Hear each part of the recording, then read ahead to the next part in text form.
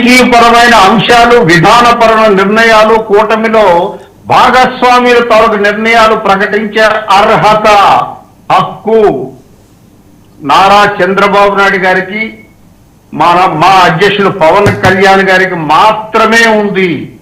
వేరే వారు ఎవరు మాట్లాడడానికే అవకాశం లేదు, హక్కు లేదు. వాళ్ళిద్దరూ ఈ రోజే చంద్రబాబు నాయుడు గారు స్పష్టం చేశారు విధాన నిర్ణయాల మీద మీరు ఎవరు మాట్లాడద్దు, మేము మాట్లాడుకుంటామని చెప్పేసి.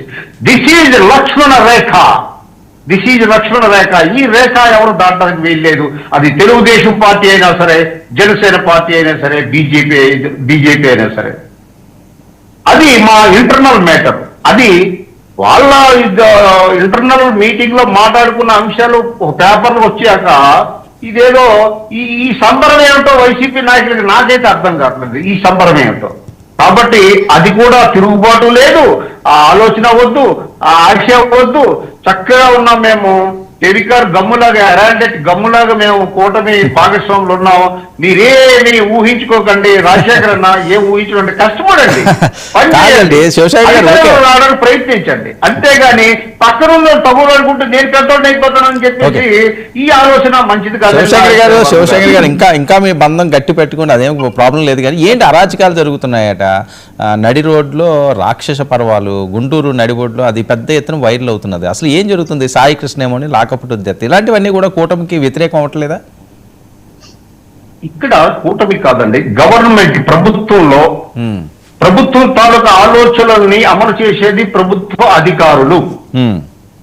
ఇక్కడ ఈ క్లారిటీ ఉండాలి మనం మాట్లాడేటప్పుడు, నాయకులకు కానీ పార్టీలకు కానీ. ప్రభుత్వ అధికారులు కొంతమంది ముందు ప్రభుత్వంలో వాసనలు ఇంకా ఉన్నాయి, వర్మ గారు, వాసనలు ఉన్నాయి. వాళ్ళ వల్ల వస్తుంది ఇబ్బంది. వీళ్ళు నేర్పారు. ఇప్పుడు వైసీపీ నాయకులు నేర్పారు.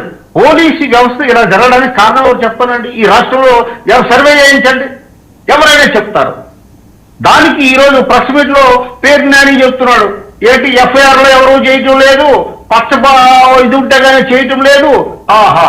ఏం సూక్తులు వల్లిస్తున్నారండి, ఏం ప్రవచనాలు చెప్తున్నారండి వైసీపీ నాయకులు. 5 సంవత్సరాలు మీరు చేసిన బాగోతమే అది.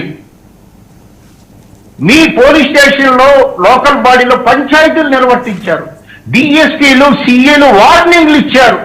ఆ రోజు నామినేషన్ వేసిన వాళ్ళకి వార్నింగ్లు ఇచ్చారు. మర్చిపోయారా? ఈ రాష్ట్ర ప్రజలు మర్చిపోయారా? కాబట్టి ఇది మీరు చేసినది ఇప్పుడు క్లీన్ చేయడానికి మాకు టైం పడుతుంది. 80-90% క్లీన్ అయ్యింది. ఎవరో 10% ఆఫీసర్లు అత్యుత్సాహము, ఇంకా పాత వాసనల వల్ల డెఫినెట్ గా ప్రభుత్వానికి ఒక నెగిటివ్ ఇమేజ్ వస్తుంది. దాన్ని కూడా కంట్రోల్ చేస్తున్నారు మా కూటమిలో ముఖ్యమంత్రి గౌరవనీయులు చంద్రబాబు నాయుడు గారు. ఈ అరాచకాలు, పెద్ద పెద్ద పదాలు వాడడానికి వాళ్ళకి అర్హత లేదు.